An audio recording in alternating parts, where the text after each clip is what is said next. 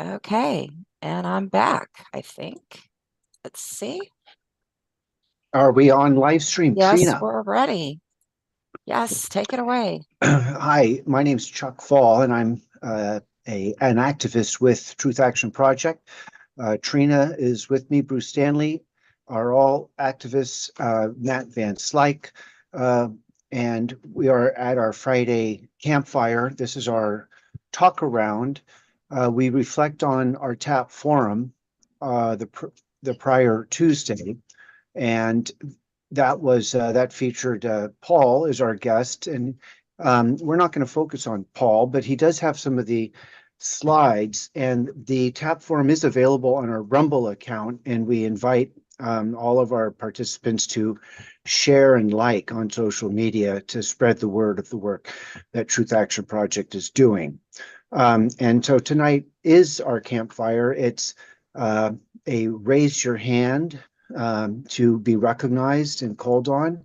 We try to keep things to 2-3 minutes, and we would interrupt you somehow by a polite jingle of our phone timer. And if it becomes a little bit too long-winded, we do interrupt. And for more substantial statements, we recognize people and, of course, wouldn't be so subject to that short window of time.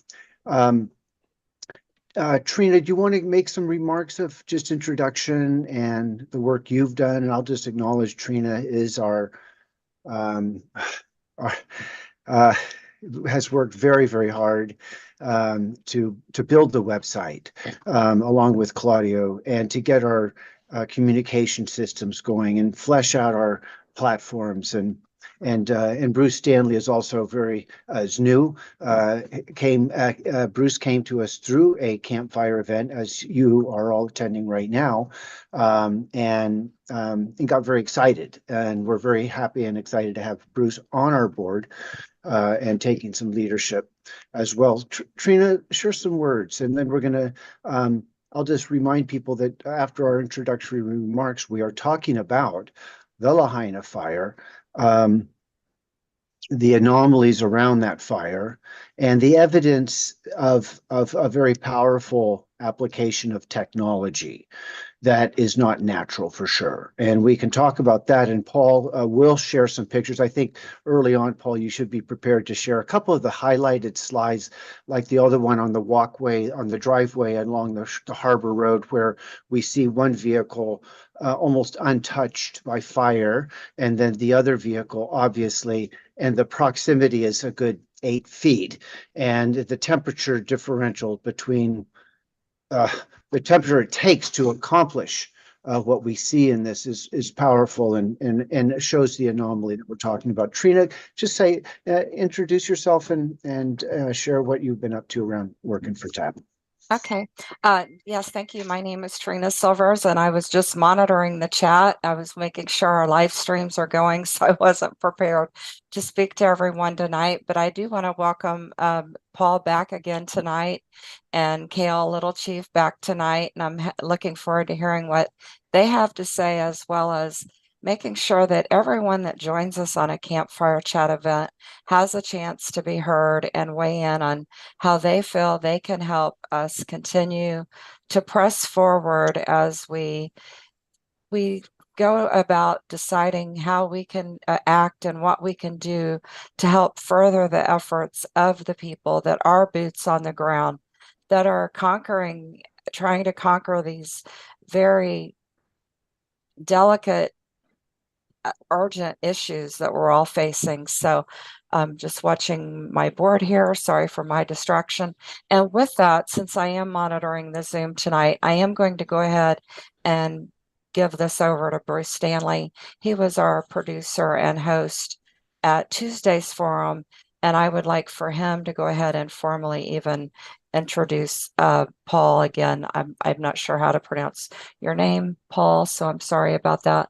If you'd like to even say a few words yourself and say hello. But Bruce, what do you have to add for the campfire chat tonight, please? Thanks, Trina. Yes, can you guys hear me okay? Yes. Perfect. Super. Yeah, no, I thought we had an excellent show on Tuesday. Again, we call this one Fire in the Sky, the shocking true story behind the so-called Lahaina wildfires disaster.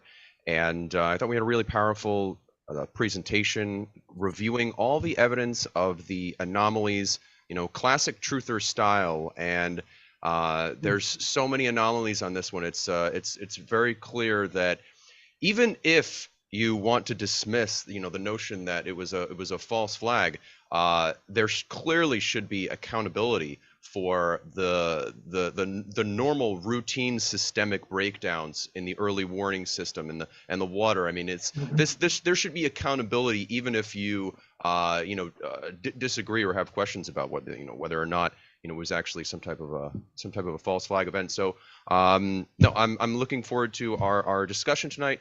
Paul Delorier has been part of Maui Community Investigation Team, and they got started on the ground shortly after the event to begin compiling all this evidence. And as we were talking about in the forum, we just passed the 6-month mark, and as we know from our experiences as 9/11 truthers, sometimes it can take us years to fully unpack these events, and it seems as if we have no control over when the next one is just going to burst out of nowhere. So, with that, Paul Delorier, I don't know if you want to, introduce yourself just briefly. We're going to kind of keep a little bit more of an open format because we really want to hear from the audience as far as any questions that that they have. But yeah, let's start this off by briefly introducing yourself and talking a little bit about the work that you and Bruce Douglas have been doing. Sure. Thank you, Bruce and Tina, and all those who are involved with this. I think these forums are so important as we start to create greater level of awareness and consciousness. And as you said, Bruce, it takes a while. I mean, 22 years, 9/11.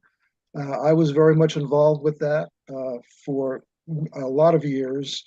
And I must say that it really is a battle when you start to look at people's subconscious belief systems and then counteracting that. But even with a lot of evidence, I mean, look at 9/11. I mean, everything, Building 7 and 11 characteristics of controlled demolition, it just goes on, but yet it didn't penetrate that subconscious. And our hope here is that this will penetrate because, and that's why early on we saw that here's an opportunity because we saw right away, many of us saw that this was something out of the norm in terms of a fire. And especially when people started to share their experiences and we started getting more and more videos from people who were actually in the fire itself. So again, I think we have here an opportunity to expose the truth about what's truly happening and that we are in a battle right now. We are in a war. And I think that people first have to become consciously aware of that and embrace that darkness that's there, unfortunately, and just say, okay, we have to deal with this. But again, it's this, my hope sheds light on what has been hidden in so many people's subconscious for so long, and that we start to expose what's truly happening. So that's my hope. And I'm so glad you have forums like this, where people come in who are interested, who really want to understand the full scope of what's happening and how they can participate. So thank you. And I know this is something for everyone to participate in. So I'll just mute myself for a little bit here.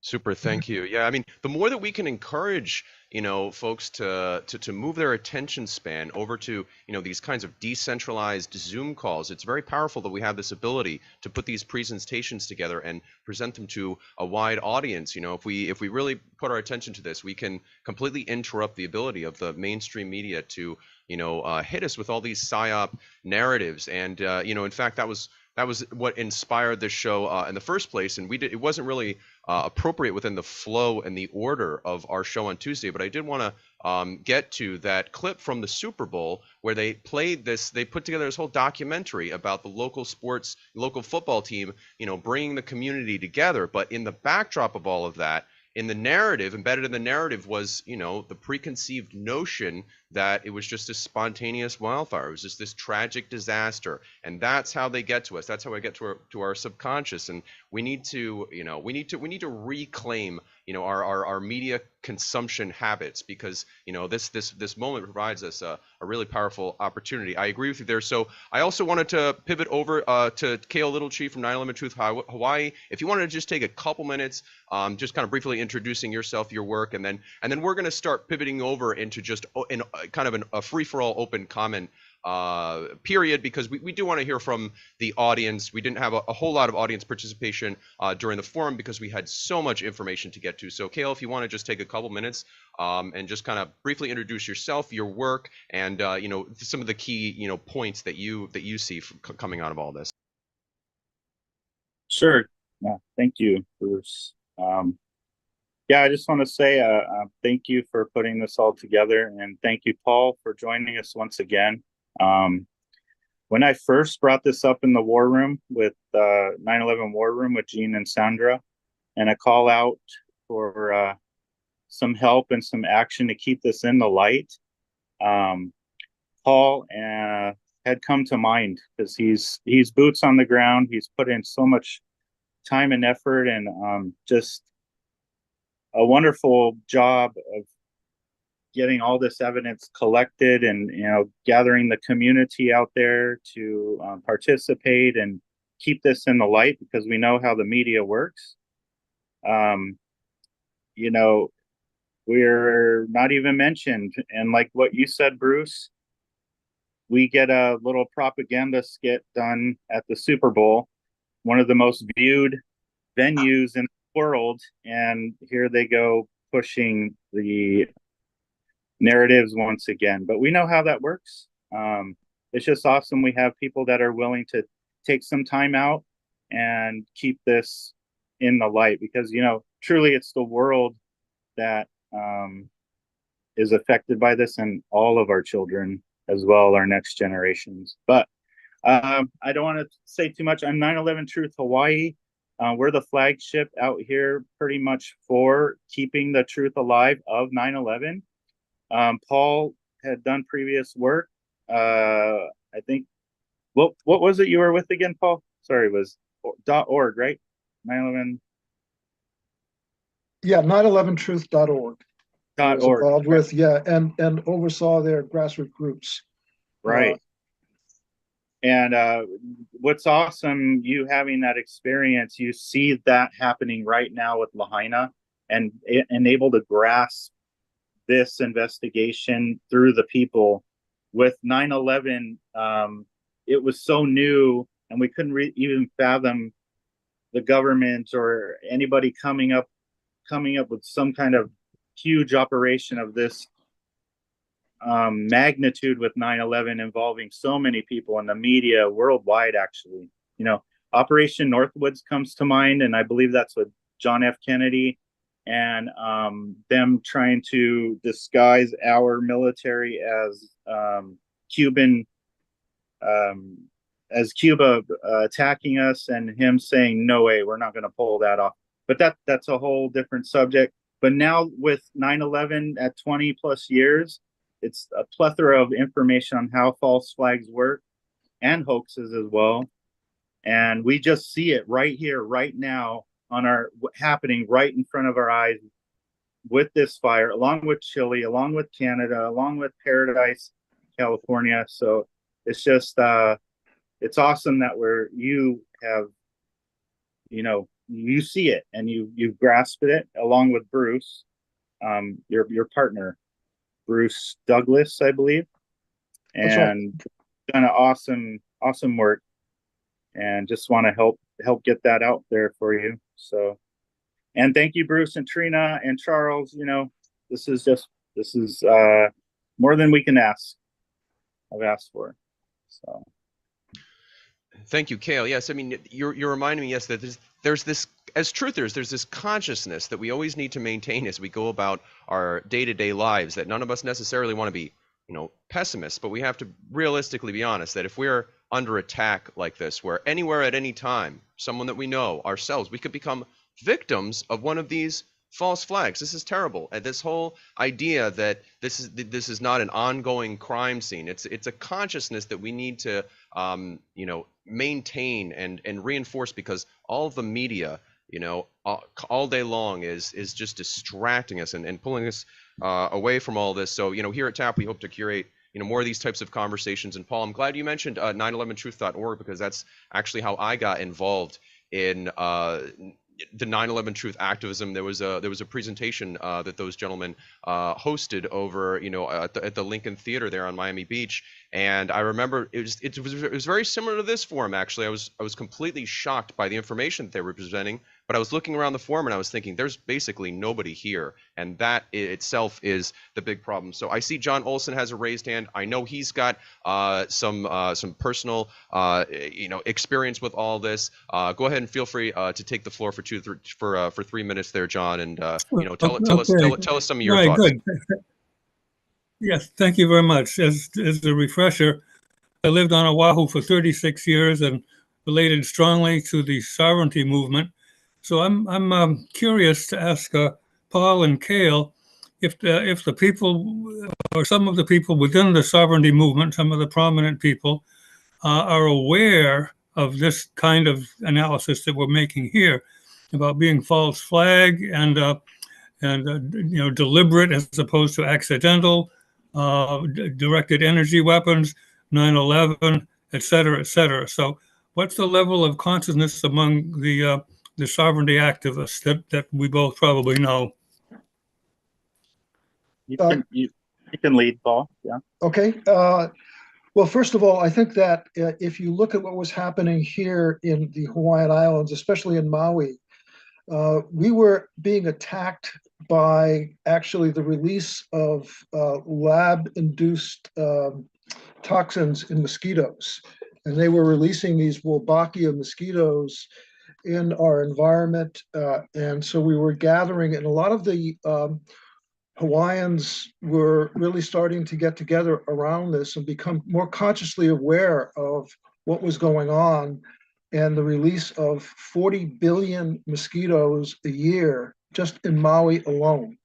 And that's what they started to do. Exactly. So, there was already some gathering.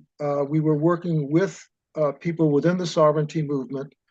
Well, after the fire, we also started looking at common law as one of our approaches that we'd use, but we have to have enforcement. So again, we were working with people within the sovereignty movement around that issue for common law. Because again, we really want this, and we need this open, transparent, objective, community public investigation and hearing. And that's what we're after, to really expose it on a significant level. We are also working with some of the non-profit community-based organizations that are Hawaiian-based, and the cultural monitors. So there is a lot more conscious awareness. I think that within the sovereignty movement, certainly there's lack of trust of our government. In fact, not even an acknowledgement that the government is legal or exists. So of course, we already have that there. And I think that with that conscious awareness of the level of corruption that we're dealing with, especially on a state level, and some of the counties, but again, here in Maui County, we were really working on helping to shift that. But again, I think that there's a lot of conscious awareness, there's openness and willingness to participate, and really come together as Ohana, like we did when it came to the GMO movement, or the Shaka movement. That was a good example of the Hawaiians and all branches of the Hawaiians coming together with the Hollies and the hippies and and the many ethnic groups that exist in Maui. Thank you, Paul. I'm glad you brought that. It's a good beginning. Add to that a little bit, John? I'm wondering, yeah, I just a little bit, real quick. Is there awareness among those folk that you're talking to of 9/11 false flag? And then let's go to Cayle. Let me start out because I put up there 9/11 Truth Hawaii. I almost put up 9/11 Truth Kiai, but you know I'm Haole, so I don't want to take over Kiai, but we are part of the Kiai, which are protectors. It's Hawaiian for protector.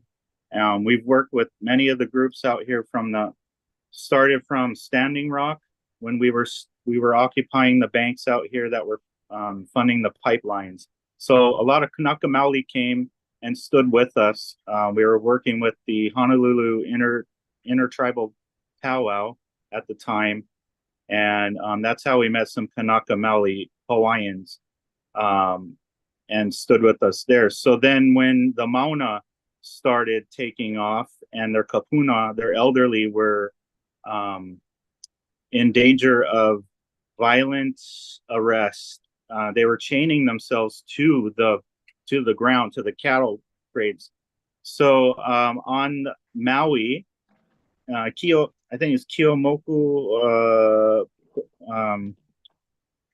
you know him, yeah. Yeah, he did a call to action, and that's when my family and I jumped up and said, you know what, we need to do this and help out. And from there, they were in the thousands, and we were in the tens of thousands in the street, you know, marching, doing convoys, meetings, you know, legislation to testimony, to everything you could think of. The Kanaka Maoli were rising up. It was a time when the world was coming together with the Kanaka. Same with Standing Rock. At the time, all the chiefs were coming together, all these tribes. It was a historic event like never before. So it really shook the world. And unfortunately, with the medical procedure, it shut it all down. And that's not just us dealing with tyranny. There was a lot of movements at that time, right before in 2009, the world was standing up. So to come back with Lahaina and the Kanaka Maoli, unfortunately, the leaders that we were once working with aren't really around. You know, Monsanto really woke them up and bridging the gap of how corruption works with a global entity coming here and poisoning the islands. Besides colonization, was the poisoning of the islands through Monsanto. And that really kind of opened them up to, you know, things like 9/11. And I know that at the beginning of Lahaina, we did have some prominent leaders within the movement standing up with Lahaina going, what is going on? What happened? You know, where'd the water go? Where, you know, they started questioning what, like we all were, but, you know, now it's kind of, I don't know. It's, you know, Paul, thank God for Paul and Bruce. And, you know, then we have Lahaina Strong, and there's Pray for Maui, and there's some others out there. But, you know, to really get down into the evidence and start digging, you know, it's kind of like Paul is the leadership for that. And I wish I would see more Kanaka Maoli getting involved, because that would be so powerful. They woke up the world, the Hawaiians. So they just have that power with their kapua aloha, you know, their whole way that they deal with corruption. It really, you know, John, you lived here 36 years. Yes, I do. How powerful they are. I did. Yeah. I did. Yeah. And I'd like to add that on January 17th of 1993, I was there at Niolani Palace with 12,000 people commemorating the overthrow of Liliuokalani exactly to the day 100 years before. I took my kids there, and that was very moving experience. Yeah. So yeah, I guess I'll just leave it at that for now. But I guess I'll probably have more to say later, but I'm so into this whole issue of this the sovereignty question, and it's so relevant to regaining the control over the Aina. I mean, that's fundamental. Hey, Let me just add, I tried to bridge 9/11 truth with the Kanaka Maoli and the overthrow of the Hawaiian Kingdom. I try to educate them that our country, America, is hijacked as well. It's not just all Americans collectively that want to take islands. If the people were in control of our own country in the United States, we would not be occupying their land. The wrongs would be made right. But right now, our own country, the enemy's behind the wheel. So the U.S. is being used as cannon fodder in a lot of illegal NWO type wars and occupations worldwide. If the people were in control, this imbalance would not be happening. We'd actually be bridging relationships, trading and working together, celebrating each other's differences, able to travel. And, they were a sovereign nation that were neutral, just like I believe Sweden. So in a time of war, they having all the military here, like the way we're occupying their islands, is something that was not in their country. It wasn't part of their culture, country, constitution, however you want to word it, monarchy. Yeah, according to Keanu, there's 118 military installations in Hawaii. It's nuts. And we got the Space Force here, which is even crazier. So a couple points really quick. Chuck, I see your hand. Paul, I just wanted to let you know I'm actually down here in the Florida Keys, so we're familiar with Oxitec and all the nonsense they're trying to pull with these mosquito releases. I believe, if I'm not mistaken, Bill Gates is involved on the investment side of that. And it's just like with these false flags. It's as if the powers that be just view really the entire world as this playing ground for it to experiment on. And so the GMO mosquito issue is just another issue running along the side of all this. And I'm also glad that this question of sovereignty is coming up, because it's in the backdrop of everything that we're trying to discuss here, is this question of, well, if we're not sovereign in the first place, then they can do anything they want to us. So Chuck, I see your hand. Thanks for your patience. Go for it. Hey, turn the timer on. I want to know how long 2 minutes is, because we are trying to, it's a small group, so we have plenty of time for everyone. And let's just test me here. And I want to, and I do want Paul to share. I am struck by the fact that we are witnessing, I say, an emerging techno-totalitarianism.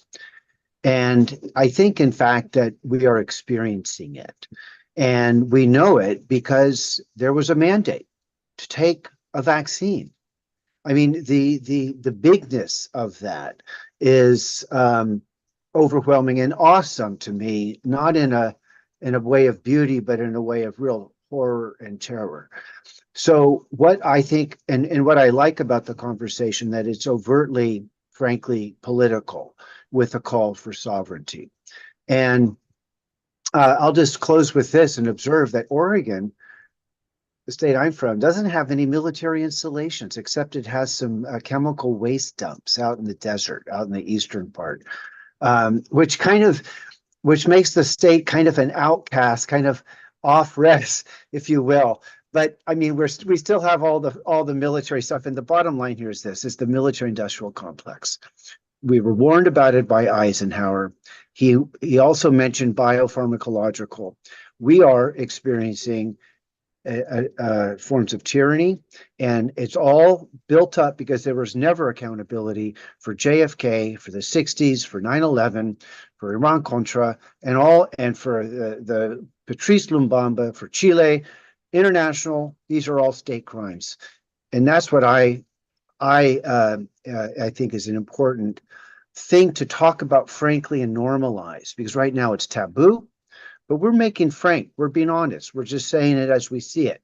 And we're not wacko, we're not crazy, we're totally within our good senses. But we are speaking into a world that has been completely dominated by media.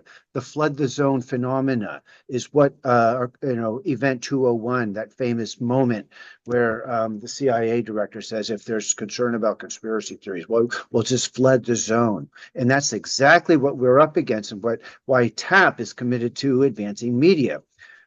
We've basically given up YouTube because of things that we just can't say there. Rumble seems to be where we're going to be, but we're advancing these conversations. And that's what this work's about. We do need to build our political action groups, and TAP is interested in that. That's part of our mission, to build locals. Chuck out. Thanks, Chuck. Yeah, I also want to make sure, that here in the Campfire, we get a chance to hear from those who have not weighed in or spoken yet. So, and thank you for bringing up that point about timekeeping. The old-fashioned way we do that is I just throw 2 or 3 minutes here on the clock, and then when you hear the beeping sound, try to wrap it up if you could. And so I don't see any other hands as of just yet. So again, we are kind of facilitating open discussion. We just want to have the most productive, interesting conversation we can have. So I would like to put up some hands. Bruce, I'm going to just jump in. Paul, can you share that picture? And this is the picture that is so obviously not a fire event. This is an act of this is a military expression. I don't know how else to frame it, and to somehow represent that this is from a wildfire is full on preposterous. And just as we in the 9/11 movement talk about Building 7, it's just preposterous. What NIST said. Those things. That's clearly an imploded building collapsing in front of our eyes as we watch the 8-minute clip. This picture that Paul's going to share shows a vehicle where the front half is absolutely gone, and then the back half remains intact. There it is, and it's a cargo truck. It has the compartments on the side. Whoops. It's blackened. Sorry about that. But and I'll just, as you find that, locate that, what got my attention. And just like I think what happens for a lot of truthers is you smell the rat right away, and what's being represented just doesn't add up. And it never added up that we would have these, trees standing next to completely incinerated buildings. The heat. Here's the big one: is that melting glass. That's a great one right there. So there's the car on the left, and actually the car is next to a building that is intact. So the car is part of an area that obviously didn't receive any heat of significant. The car right here. Let me go into ahead, this a little bit, Talk Chuck. about Okay. that. Yeah. So there were many anomalies that we discussed, and one of them was the way that automobiles were impacted by the fire. And as you can see here, as Chuck just mentioned, this building is totally burnt out. This is just steel structure that's left. And but you can see the telephone wires up still intact, the transformer here on this telephone pole still intact. But again, something like swept along here at the very back end and then really did a number on this car. Especially when you look at the front part and as you go look again at this other vehicle, the same characteristics of where it is more dense, where the engine block is just really destroyed. And when you start to really take a look, now I took this photograph 3 weeks after the fire. So I went here and look at this light brush. Now you'd think that with that level of intensity of a fire that would be impacted. But look at the house right next to it and the Quonset hut. And as we go look at the next slide also then, you can just see the back end. Now there were even aerosol cans right here that were functional. And the whole back end looks like it wasn't touched at all.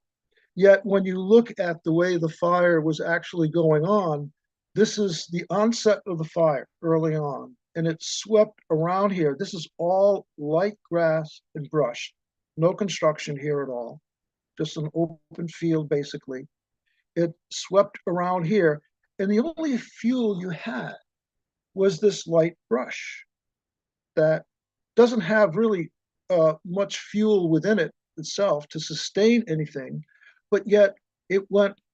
So this is what burnt.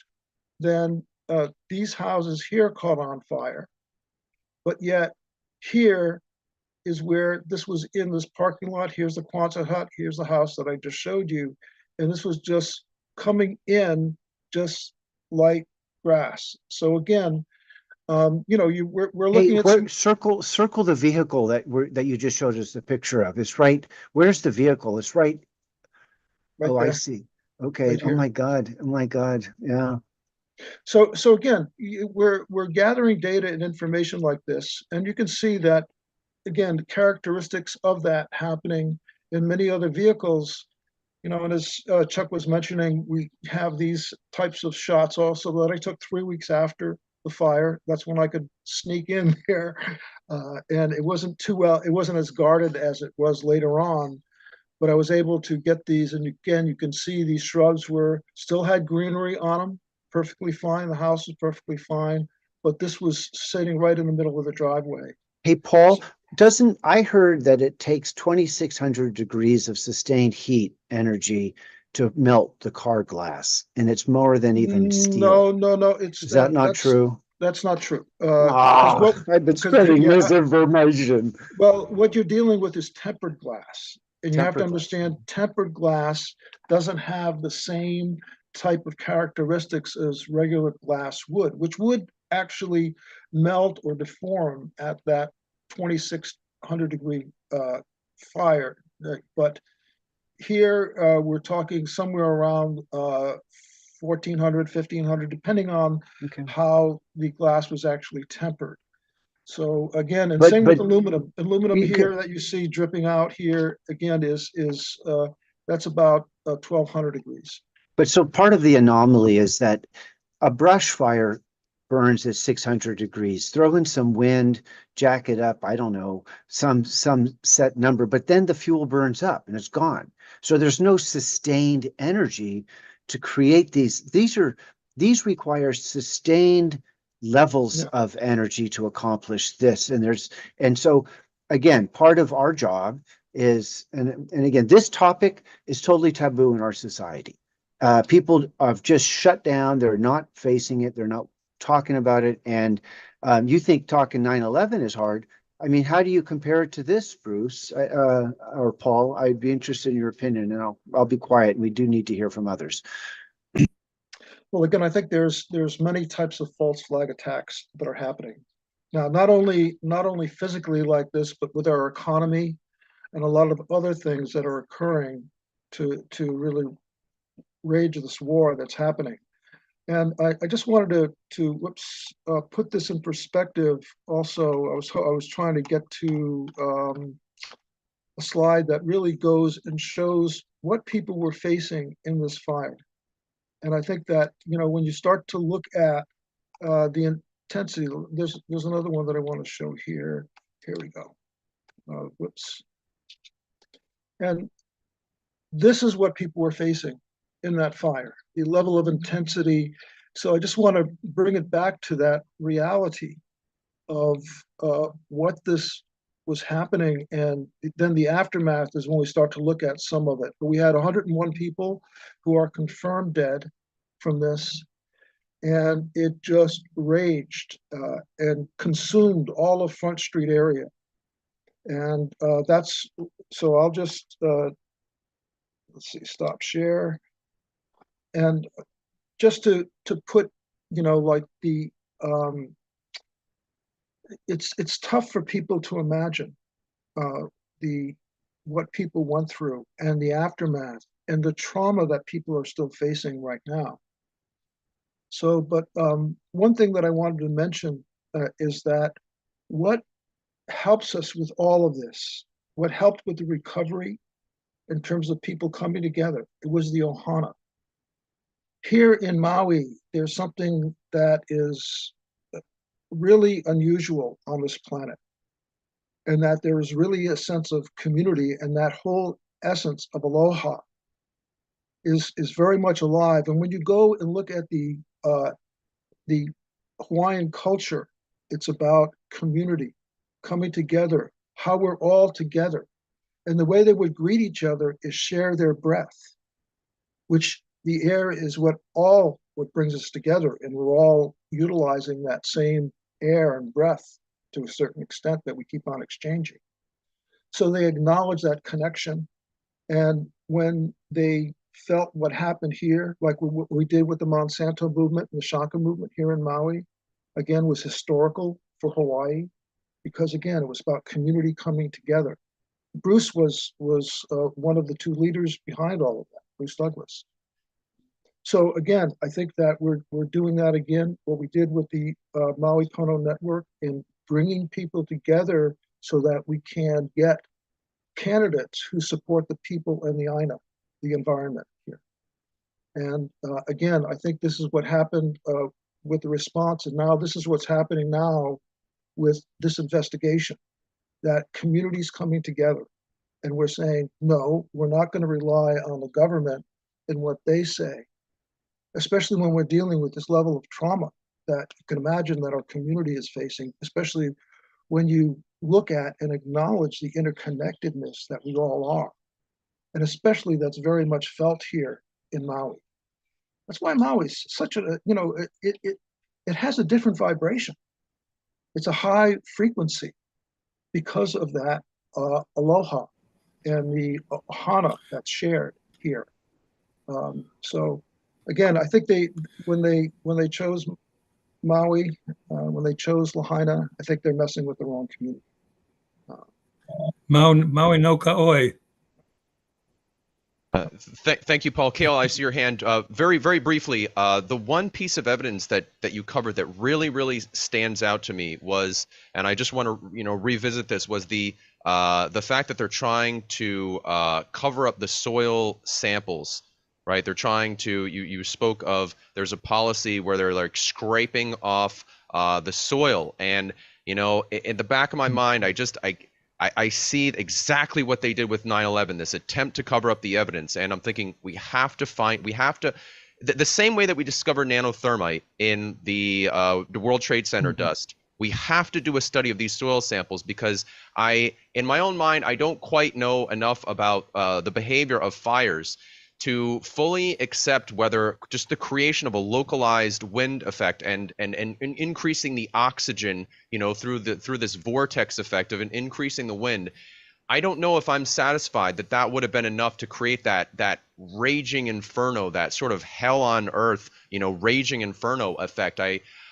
The fact that they're trying to hide these soil samples, that's the one thing in the back of my mind. I'm thinking we have to examine those soil samples somehow, because was there some type of, was the air seeded with something, that would have, accelerated all of this. So I just want to be on record saying that that's the piece of evidence as we reviewed everything. And it's as clear as day that this was just another false flag. But Cayle, let's go over to you.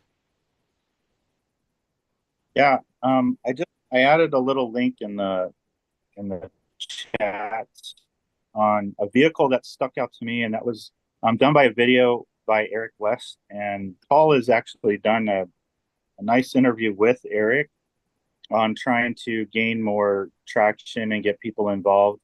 Eric West is a realtor on Maui, and he, at the very beginning, he was the one kind of showing all the anomalies visually, going around just videotaping as much as he could. And one of the vehicles that stood out to me was the one that is outside of Lahaina. It's on a major highway.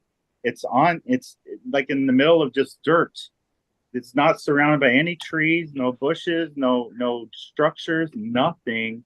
And the whole vehicle is just destroyed, and it's alone. But check out that video. It's about 30 minutes long, but Eric gets right to it with, I forget the gentleman's name that he's with, but they filmed the vehicle, they inspect it, they look at it, they talk about it. It's really interesting to check out. Also, I wanted to bring up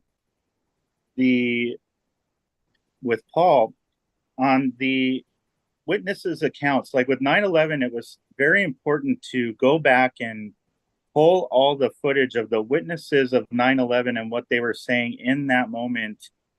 Hearing explosions and different kinds of things that were not in the NIST report or the 9/11 Commission report. That testimonies left out about explosions, but the witnesses, even some media were reporting about explosions, separate from the planes hitting the building, right?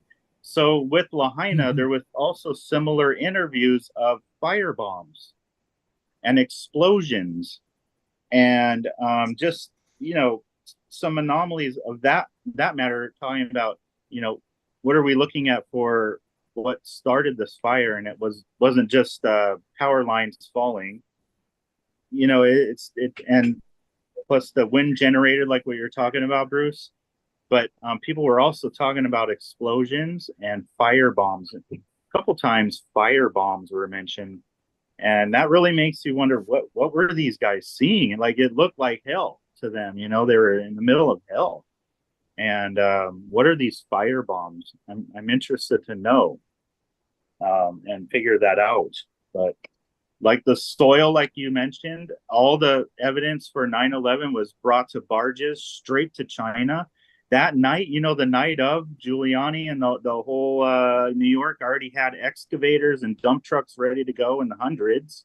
And not only that, the whole route had armed military on the route, so nobody could even touch or look at the evidence that was being trucked out just like that. And remember, FEMA was already there the day before 9/11 hit. Just want to add that in there too. Thank you. Thank you, Cayle. That, Sims Metals Management was the company responsible for destroying the evidence, shipping all that metal over to China. There was the Fire Engineering magazine. The editor at the time was screaming bloody murder. We have all the evidence saying stop the destruction of evidence. This is all on the record. We know who did 9/11. We know the companies that were involved. They didn't get away with it. So let's not let them think that they had. And I don't know if someone has a direct response to that. Well, I just want to mention about the soil, Bruce, that you mentioned earlier on. We have right now we have 27 samples that we took throughout the burn zone. We have some that were actually more than that now. We have with the additional 14. So we have close to 40 samples that we have, especially when we look at the core of the trees that were burnt way down into the root system. We are also looking at, what we did was that top layer of 2 inches is where 92% of the toxins reside. At least those toxins we analyzed. So again, we went in and just looked at arsenic and lead, and saw that not much was below that. But we took 6 inches below that, and that's the level of depth that they are scooping out that substrate.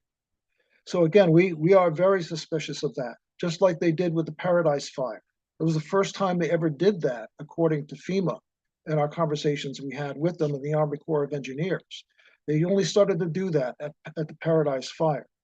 So again, we're with you. It's suspicious, and we have samples. We do need some additional funds so that we can start to do a more detailed analysis, because when we start to go beyond those things that are easily detectable, but when we start to go into some of these trace elements, looking at footprints of different types of weaponry in terms of what is the residual left, that's why we're gathering the samples right now. And hopefully at a later time, we'll be able to do the analysis and find some interesting things, like they certainly did in 9/11 with the dust samples that they took there. Right. We're going to keep our Sherlock Holmes hats on for that. Go ahead, Cayle. Paul, I have a question. With the trees, that's extremely interesting.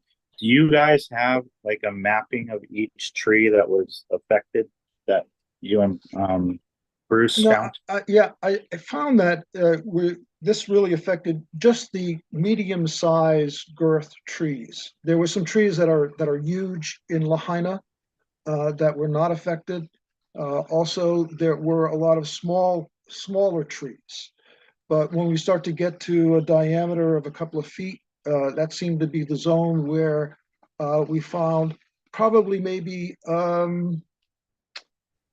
probably 6%, 7% of the trees in that girth zone had that type of anomaly in terms of Is being there a like way to lightning get? strike. Is there a way to get a mapping like a pinpoint of each tree or? Well, yeah, we did do that. I mean, when we go and we take samples, we do a mapping of where each of the samples that we took. So we took a lot of the core samples of those trees that are burnt way down deep. You know, and yet the upper part of the tree is perfectly fine and unburnt, and some of them actually have leaves on them still that we could see. So again, we're just gathering the data and mapping it as we go along. We are following forensic protocols for a lot of what we're doing. Right, even Chile has the same characteristics along with Paradise and I believe Canada. And another link that we've learned quite a bit over the years is from Debbie Tavares. I don't know if you're familiar with her work. She was in real estate and development in Sonoma County, and with the zoning laws that were starting to come in, it started waking her and her husband up. Like, why are all these laws coming down on building, and why are they pushing the masses into these cities? And what do they have planned to push more masses and make the cities more dense, and suburbia, and farming just kind of, cut off as protected areas or just, burned out. I think even Australia, there was a train line that almost matched the burn line of Australia's fires for their new train transit line that they had, because they want to do mass transit with trains in between these dense cities and get people out from the middle. If that makes any sense, what I'm saying there. But just putting that all together, Debbie Tavares was another good link. I don't know if you're familiar with her. Yes, Deborah Tavares, thank you I'm glad that this question about Paradise is coming up, because, it's like we have to reconstruct this alternate timeline where you can, track, how this organization that's carrying out these false flags is learning from one experience to the next. And Paradise seems to be part of the same DNA, that we're seeing in Lahaina. So I see JB Smith's hand. So John, I think you had your hand, but I also I know we also want to hear from JB. I know we have just a couple of brief comments. One is, I hope you have secured in a safe place those samples so they don't end up in the wrong place. Secondly, I noticed some similar kind of things on October 7th in Israel. Some of the cars there looked a lot like what we're seeing in Lahaina. Did anybody else notice that?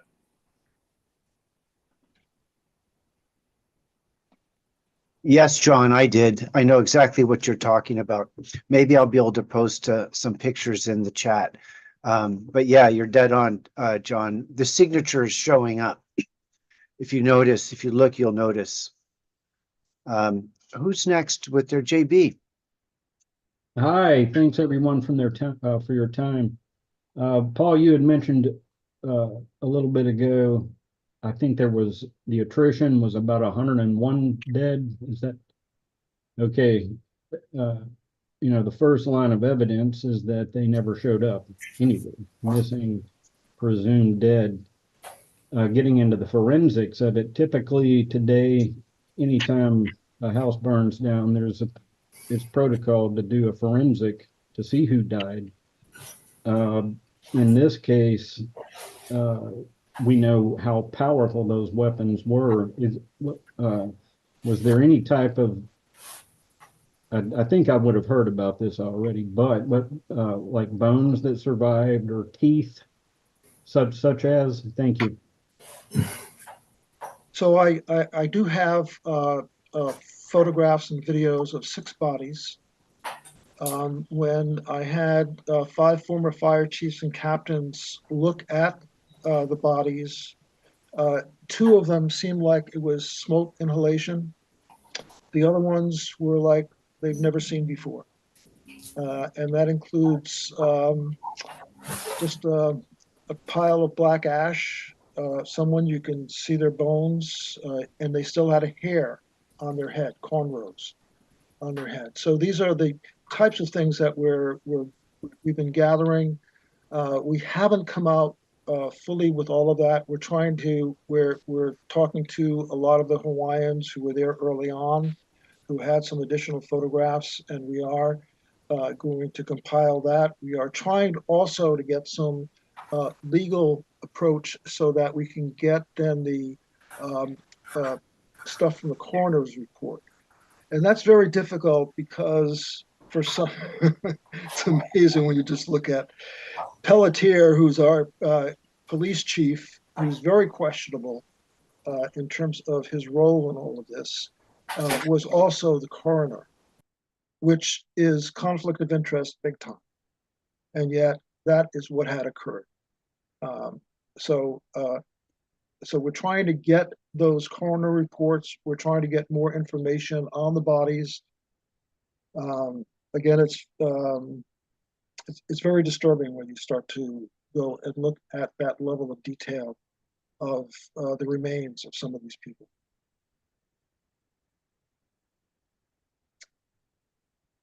Powerful. Nita has her hand up. Nita, I see your hand. Yeah, I'm wondering, at the time, there was a lot of talk about all of the children staying home from school. Uh-huh. And then I think the number was 1,000 and that they were never found or anything. And I haven't heard anybody bring that up. Okay, so let's bring it up. Because again, I think there's a lot of stuff that's been spinning in social media. And you get also, for example, people putting out stuff that has shock value. And you have to understand that for some of these people, this is how they make their money. How many clicks they have determines how much money they receive. So they sensationalize and spin things in a way that gets people to click on their site. So that said, when it comes to the actual number of dead and especially the children, now, I spent a lot of time at the hubs. There were 6 major hubs right after the fire. And I talked to a lot of the families, neighbors, people, and I did not hear once of, oh my God, little Johnny's missing. We don't know where he is. There were only 3 children that were reported burnt. That was part of that 101. And I have not heard, and we would have certainly, because when you get mama bears looking for their babies, you would know that would be in media, and that I would hear about it in the hubs, and I would be talking to them and stuff like that. So that did not show up in terms of that type of feedback from the community. So again, and again, it doesn't mean that there still are unaccounted for deaths. I think there are, because there were a lot of homeless people that were living in Lahaina. There were also a lot of immigrants coming in, doing part-time work at the many shops that they had throughout Front Street, the whole Lahaina area. So there still, could be people unaccounted for, but at least the official dead that they have is at 101. At least that's what they're posting. Yeah. But we want more forensic data. We want to get the coroner's reports. We want to look at what truly has happened to those remains. Oh, so wasn't the police chief the one in Nevada at the time? Oh yes, the very same one who was involved with all that shooting and stuff, and the person who was number 2 is his number 2 here also. So again, very suspicious. And I was on the charter commission at the time when he got involved in getting on board, and I understood how they wrangled that too. which is a whole other thing about corrupt politics here in Maui County, but especially with some of the boards and commissions and the police commission itself, and the person in charge of the police commission, which I had to confront on several times being on the charter commission. So how did he get there? With a tremendous amount of bullying and powering from the chair of the police commission, and I'll just leave it at that. So that was part of the dynamics of what occurred. And when he got in, he made promises. I mean, I had a meeting with him, and he promised that he's a team player, and he'll get everyone involved and work collaboratively together and understand the culture and work. And he said knew the right words to say. But as soon as he got in, it was my way or the highway. And a lot of the people who were there for like a long time, 20, 30 years, quit because he was just bullying people. So again, is this the characteristics of people who are pushing their way? Usually is. So again, that's why Pelletier is definitely under suspicion with all of us here. It doesn't seem logical that somebody from Nevada would go to Hawaii.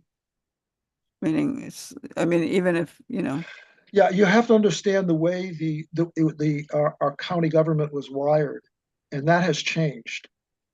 No longer can the mayor, who was corrupt at the time, select the commissioners and board members.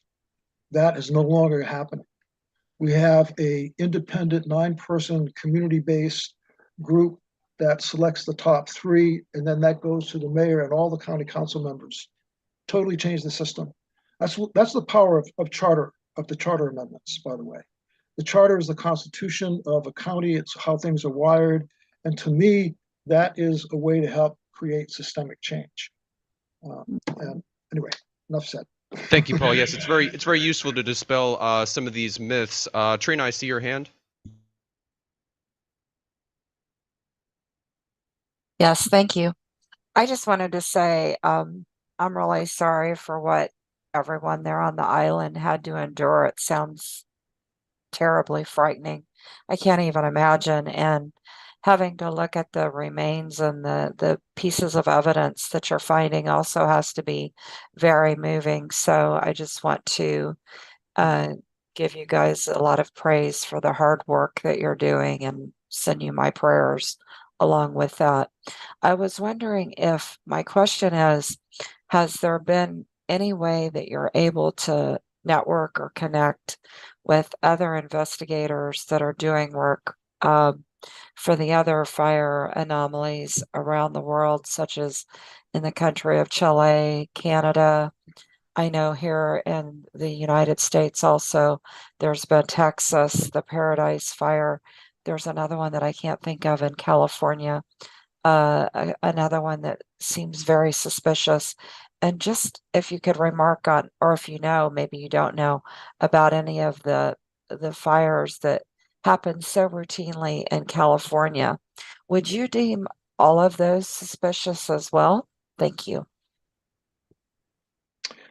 Well, certainly when you start to look at some of the characteristics of the Malibu fire, for example, and certainly Paradise, and then you look at many of the forest fires in terms of how it was set up in some ways. So certainly suspicious. And again, when you look at all of those fires starting at the same time in Canada, it was just amazing in terms of the number of fires going on globally with the Canary Islands, in Greece. Again, you look at many of these places were geared for smart cities.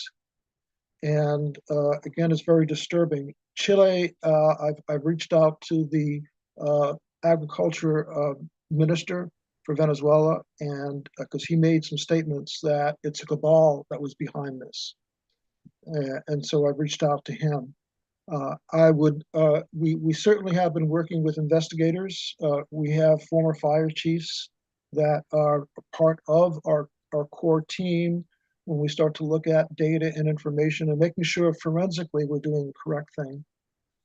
Great. We have a former FBI investigator who is on our core team also, and we do want to network more and more. I think that this type of forum, if it can bring more people from other countries together, my hope is that we can start to then share data and information, and we can go into the importance of empowering the community.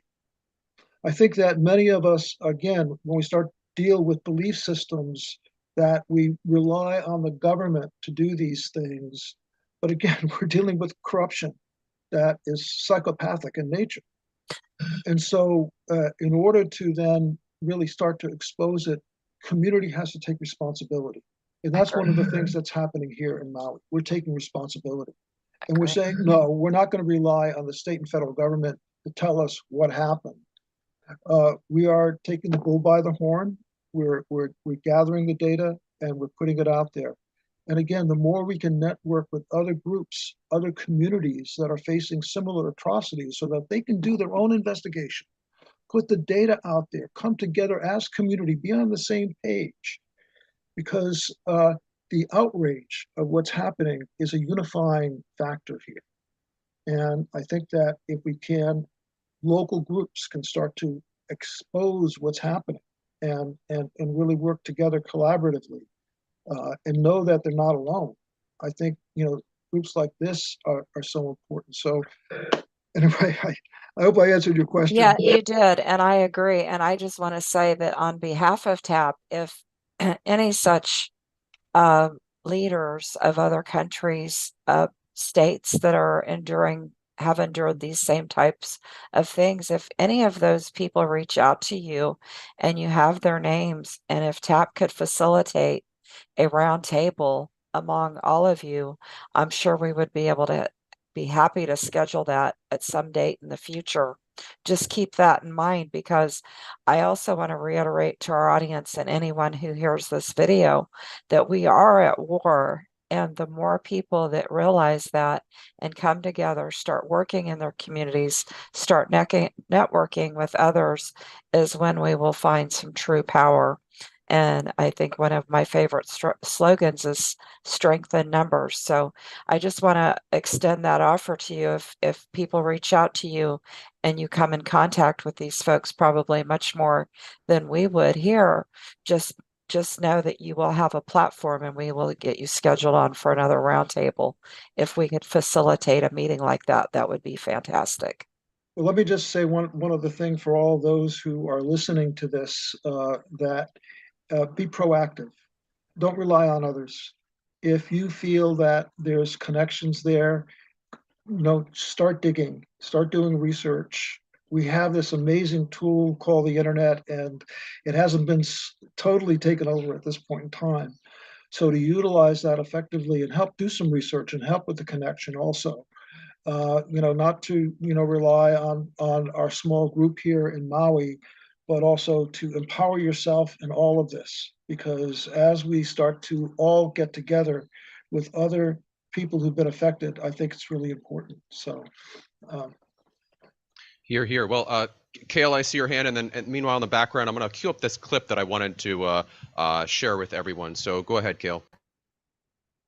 Yeah, Trina, that you just brought up something very important for our eye.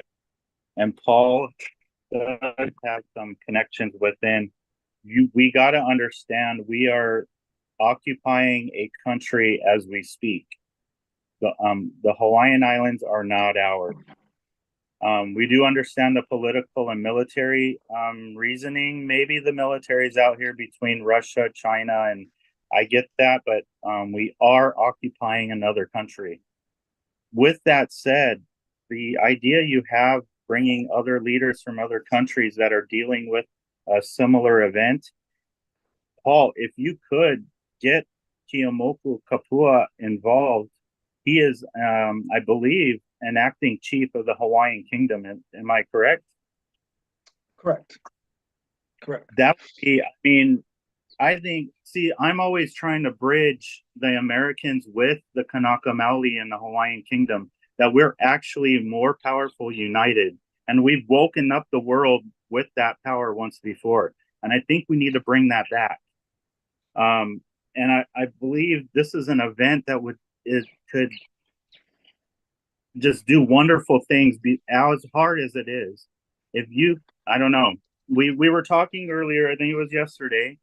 I have a gentleman coming out doing a 4-part series on the islands.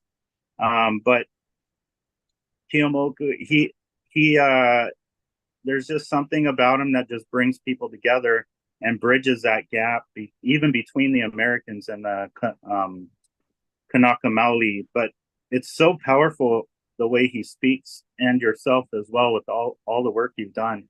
I think that would be a beautiful unification if you could make that happen.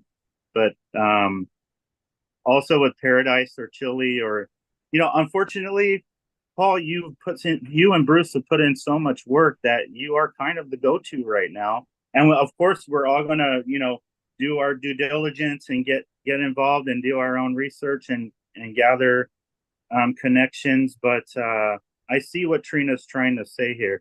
We're on a wave, and you know, it could change. It could help change this world. You know how 9/11 has. So you could help bring that together, is what I'm trying to say. But with that said, the reason why I put my hand up is the children. That was the children missing. At the very beginning, I started questioning because there was some school buses near a smokestack that were once there, and then the school buses were gone.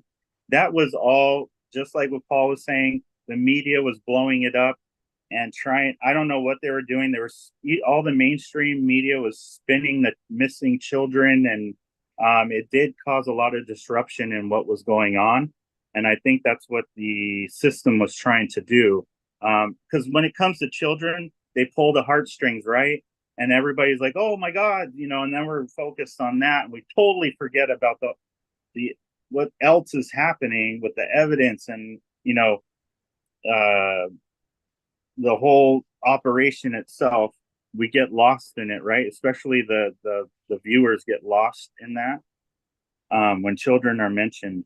But I wanted to bring up the traffic. There was an anomaly that I picked up on the day after the fires. There was some drone footage. I don't know the gentleman who did the drone footage, but the very next day, the very next morning, he did drone footage of the whole destruction of the fire. And one thing that stood out to me was how come there was only traffic where the main street, the front street, where all the known boutiques were at and historic buildings. There was about a 2-block stretch of traffic that were burnt. But besides that, if you look at the other traffic, and I'll throw a link into the drone footage of the next day, where was all the other traffic? Like, all the streets were pretty much cleared out. And they were talking about police blocking off and making people go back into the fire, and all these vehicles were burnt out, and the people were you know, incinerated in their cars. My question is, with that, why was it only that stretch? And every photo op and video you see on Lahaina fire is that stretch of the main shops at the harbor, but the rest of the streets were cleared. I don't understand that. That was a question of mine. Where did all that traffic go? They got out. Like, how did they get out? You know, and was it only that stretch that it looks like only that stretch of vehicles being burned like that? That was a question of mine. It just stood out to me. Well, there were areas, Cayle, like Lahaina Luna Road. There were a lot of deaths that occurred right there. Very narrow roads. There were cars that were in the road in that area. There's a video. Did you see the video that I'm speaking about? It's drone footage from end to end, north to south, and you know, we're just searching through it. You know, rewind, slow it down, check it out, and I mean, it's just crazy, like, because the media ran with that, right? And then they also pushed the blue umbrellas, and they pushed the blue roofs, and they pushed the blue mailboxes, and all that kind of stuff. But you had mainstream media pushing that as well. And when you have the mainstream media backing up your cause, I don't think you have a cause. I think you're helping the mainstream media push a narrative. And if the mainstream media is pushing the narrative of do and pushing the blue roofs, why is that? Why are they trying to make us go to do and go to the directed energy weapons with this whole event? Because you had Fox pushing it, I don't know about the left, but more like it seemed like more of the conservative side was pushing the do and the blue. They even had full reports on blue roofs and umbrellas, and that's mainstream media. And we know whether it's left or right, they're not on our side. So it's just some questions I have that why are they diverting to the children and to the blue umbrellas and all that? It's just Hey, Cayle, thanks for sharing. Post that video that you're talking about into the chat if you can. Sorry, well, it's about 18 minutes, so well, just share it in the chat. Will do. It's awesome. These are all great points. John, I see your hand, and I just want to let all the new folks who are joining know that we're facilitating an open discussion. So feel free to raise your hands, and we will go ahead and get around to you. I think there's a background. Okay, really quick. Next, I wanted to share this this clip, and we'll get back to hands. I think there's some background noise coming from somewhere. I'm not sure where. If you want to just make sure to mute your mics if you're not speaking. Fantastic. Now I just wanted to play this one clip. It's along the lines of everything that we're discussing. Then we're going to get right back to the rotation of hands. Give me 1 second. The captains from the 49ers and the Chiefs.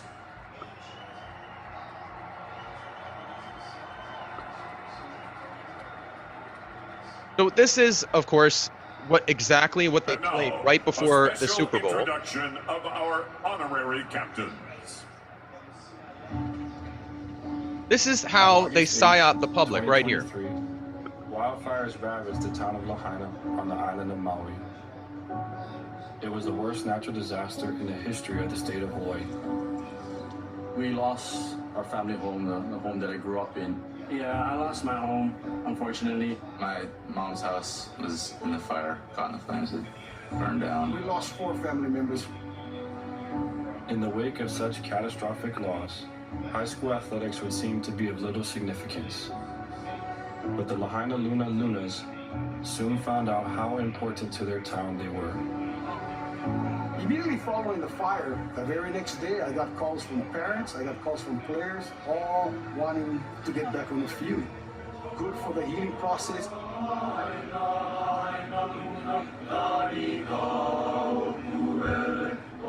We're going to be representing a lot. It's for all the people that lost everything. And remember what we are and who we represent. Everybody got it? Let's go. And it's just something to lift their spirits. You guys is Lahaina, bro. It's not about a place. It's about people. Life can change in an instant. We'll rise above this tragic event. 1, 2, 3, That's all we can ask for. Follow me, I know the way. Okay. Oh my gosh, I love this, boys. Please welcome members of the Lahaina Luna Lunas, 2023 champions of the Maui. So again, we don't have to watch all of that. You get the point there, but this is how it happens. This is how they psyop the public. They tell us a very inspiring story. If only it wasn't just another false flag. So John, I believe you were next in the stack. Okay, yeah, a couple of quick points again. One is that as far as the sovereignty issue, I would like to see effort going into winning over the non-Caucasian, non-Hawaiian population. Lots of Japanese, Chinese, Filipinos, Samoans, and if we can bring them into so that it's not perceived as simply a Hawaiian issue, let them have sovereignty, but rather it's a unifying as the nation, no matter what the ethnicity. And I think that's a bridge that needs to be crossed. Secondly, I posted to the Truth Group, which is separate from 9/11 Truth. It's a separate group run by Dr. Laura out of Chicago, mostly around the COVID issue, but other things as well. And they maybe 60 members or so. And I posted our first discussion a few days ago there. And then one of the people notified me that should forward it about the petition on to 1,400 people. So I'm curious to know what the count is, if you have access to that, of the petition signatures. That I have at this point in time. I mean, so we have right now about a little over 6,000 that we did in the last couple of months. And we're still obviously looking at getting more and more momentum behind that. And eventually also what we'll do is we'll be putting a newsletter out as we start to do the investigation that's public and get those notices out on a regular basis also to the people who signed the petition. So I hope that answered your question, John.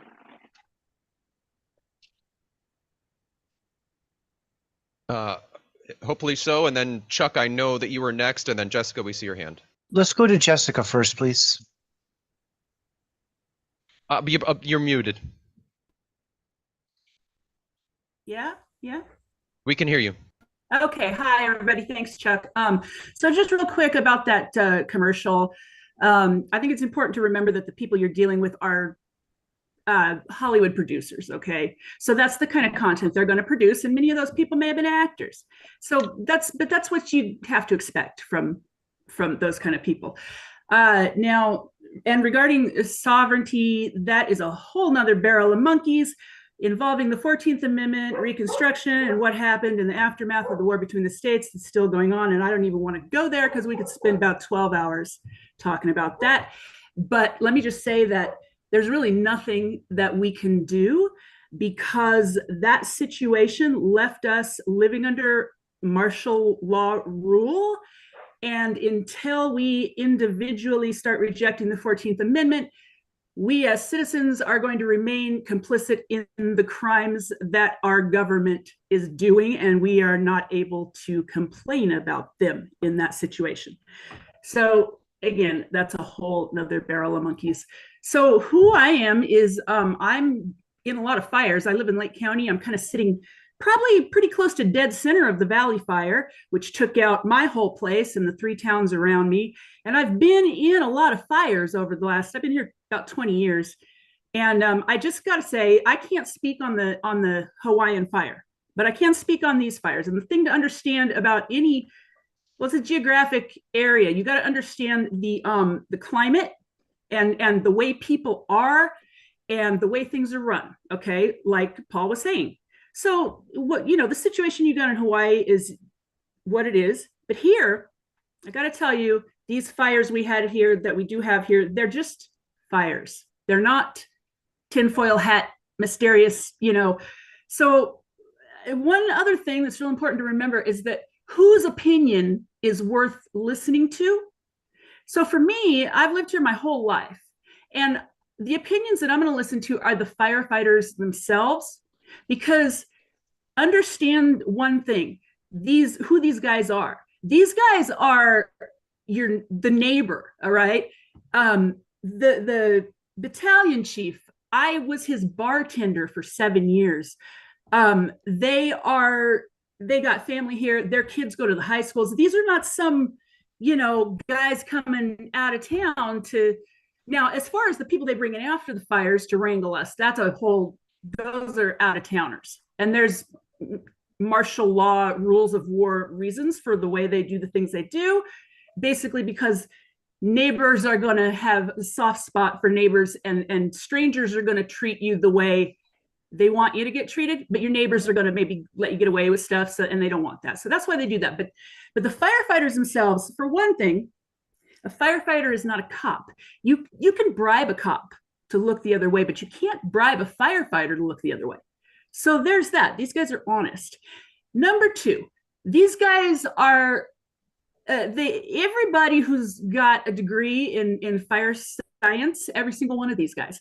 Where I grew up, the whole neighborhood was the fire department. We had to go to meetings. Everybody is in the volunteer fire department. So we got to learn this stuff, right? A lot of places aren't like that, but I grew up out in Cazadero where it's like that. And it's around Northern California, it's like that. You know, so, and then you got a lot of places that have professionals too, but they're still locals. Okay. And they have this knowledge. So when somebody tells me about a fire here in California and they're sitting in who knows where, you know, you get some rain in the summertime in their armchair telling me something, I'm like, look, you don't know, because you don't know who these guys are. And when they start telling me that this fire behavior and that fire behavior is an anomaly, and we should, because if they thought that any of this stuff was out of the ordinary, they would be raising holy Cain about it, okay? They would not be quiet, because they lost their houses, their friends, their family, you know, their locals. And I just want to say that now, again, that's the firefighters, that is not anybody else, because the fact of the matter is that when I was here during the Valley Fire, okay, so first of all, I didn't leave. They tried to get us all out of here, and I was like, I'm not going anywhere. I just kind of stayed. I stayed till about 11:30 at night, and then I got out of here and I drove about a half mile down the road. There's a little shopping mall with it's concrete, you know, everything's concrete. So there were some people gathering, and we're like, you know, it's concrete. We're gonna be okay. We're just hanging out here. But they saw us and they came and they told us we had to get the hell out of there. We're concrete. We're not going to burn. We got fire all up and down the highway that way. Fire up all and down the highway that way. And they're like, no, you got to get out of here and you got to drive. And we're like, we got to drive. You mean through the fire? Okay. I mean, we're driving out of our little safe spot into the fire. You guys are good going, geniuses, you know, but we had to do what they said. But that's the level of stupid that is going on with those kind of people. And then, you know, a week later, when they didn't let us back in for maybe a week, and they had these highway patrolmen and cops from all over out of town, and they just I can't even begin to tell you the idiotic scheme that they came up with for letting us come back in and get our medication, feed our animals, and that kind of thing. I mean, but it was just imagine, just let me tell you, believe me when I say it was the stupidest idea possible, and it didn't last. But that's, you know, that's how that's what you got to expect from certain people. But the firefighters themselves, like I said, they're a whole nother breed. So just take that into consideration, all right, and take each fire as its own kind of incident in its own little sphere. And don't just lump them all together, because there's things that are the same about them. Now, we're all getting sprayed with the propellant everywhere. You know, that's definitely a thing. But we're not there's no drones flying around with lasers, DEWs, that kind of thing, not in this area, because we set ourselves on fire at least 3-4 times a week, if not a day, all summer long around here without any help from anybody. And that's no joke. Everybody in Northern California is glued to the scanner. We have dry season. It's like we got wet season. And then the next day it's 110 degrees for 6 months and dry as a bone. And then it starts raining again. That's how it is here. Everybody, the minute that day comes and we go, oh, summer's here, we're all glued to the scanner.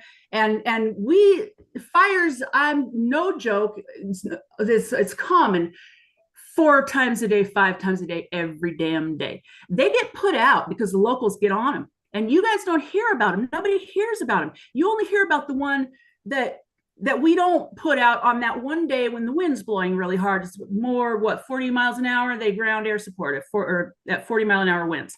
So those are the ones you hear about, and everybody's going, oh yeah, they blasted you with the laser. No, it's hilly here. We can see for miles. They would have to be blasting us with so many lasers all day long and just kind of rolling the dice on hoping that one of those fires was, you know, the lucky one that took off, because they can't predict. No one, you know, they wouldn't be able to predict which one is going to make the news, which one is going to take out all the towns, out of all the fires that get put out every day, all day long. You see what I'm saying? here? Hey, can I jump in on that, Jessica? Yeah, yeah. So in the chat, there's a series of pictures that have been posed. Mm-hmm. First of all, Paul shared a picture of the Lahaina fire that showed Yeah. a signature event, which Right. is these melting vehicles. Yeah, yeah.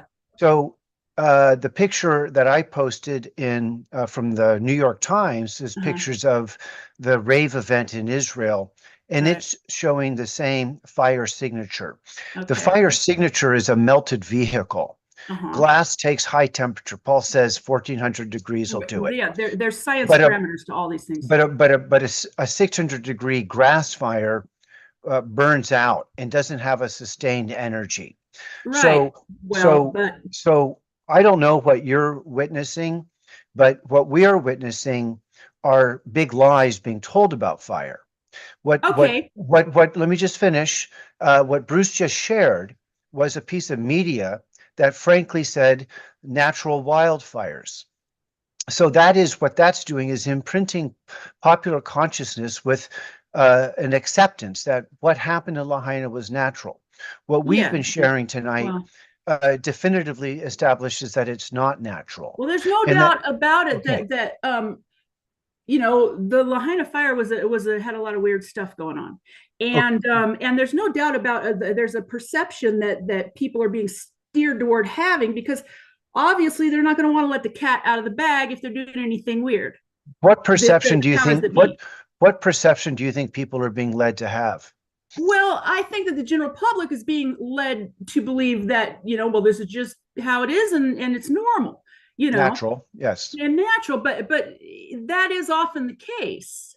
It's do you not think always the case. Do you think what Paul's represented is as of a natural event in Lahaina? Well, I can't speak on the Lahaina fires, but I can speak on the fact that there's a lot of things you got to take into consideration. When a vehicle burns, you got to look at the tires are burning, right? The interior's burning. And I mean, because for example, I've had people say to me, well, but look at those rims. And I was like, they're aluminum, you know? So, and again, so Jessica, just to be clear, you're representing that I'm not sure what you're representing, but I hear you representing that what happened in Lahaina could be a natural event. No. Okay. No. Okay. So let me just stop right there, and I'll shift off of that and just just observe that to the color blue, to what Cayle was saying about what's misinformation and what's authentic and accurate information. Right. There is this, in one of the pictures from the Israeli event, is a blue tent standing next to an obviously completely incinerated through huge amounts of energy of that trailer. Okay, we don't have to know the exact event of what's happened, and I like the way Paul has represented this. He's just showing the pictures, and he's just saying, and Bruce actually has given us some plausible technological explanations for these things. They're not natural. I'm not questioning any of, you know, I'm just saying that it's really important to know, get all your information, get all your, you know, like for example, with the blue tints, is this a very common maybe type of a tarp that they make in China that's always sprayed with fire resistant, and it's just like they got these companies that are just making a lot of blue tints and they just are fire resistant? We don't know. Okay, these are all of these things have to be individually looked at, you know, each and every little thing, and find out, you know. Okay, no, I'm going to interrupt you, Jessica, and I don't want to spend a lot of time harping on, you know, what might. Right. And I think the important thing for us to here at TAP that we all understand, and the TAP mission starts with the government lies to us. Oh, they absolutely do. Okay, so within that, and witnessing the events of the fires, which are happening around the world, and Right. the events of the big medical intervention event, and the 9/11 and the JFK. So Oh what we're yeah, living through now, you just said, we're getting okay, let me brain just do, yeah, thank you. food Let me just make for my sure. remark, Jessica. Don't interrupt me. I'm just Sorry. observing that you just said that we're living in a state of military martial law. Oh yeah, Now, yeah. okay, now that's Martial law a rules. to okay, be so that's specific. a, you know, you say that to the normal guy on the Yeah, street, like, what they think you're are you nuts. Yeah. talking about? Exactly. So you've just represented something that's as nuts as saying that some kind Right. of high-tech microwave Mhm. plasma energy was applied Oh yeah. in these events. So we're navigating a mass media program that floods the zone with misinformation, false information, and doesn't want us to be taken seriously. Oh yeah, Now, absolutely. and our movement, though, is about representing, I think, as matter of fact. We don't have to say how the buildings came down in 9/11. We simply need to observe that we were lied to about that. And as a Right. result, this Mhm. military law you're talking about got ramped up further with the Patriot Act. So now Ooh. what we're talking about in terms of building movement is, how do we as people in our communities come together and push back against what you're saying is a de facto military state of martial law, but they're just not telling us that. And I'll close with this. I kind of support what you're saying, and I accept that. The fact is, Lahaina was attacked. Oh, I Are believe these, that. Yeah. and I accept that it's almost to me as though the United States is demonstrating to the Chinese, to the Russians, what they're capable of doing.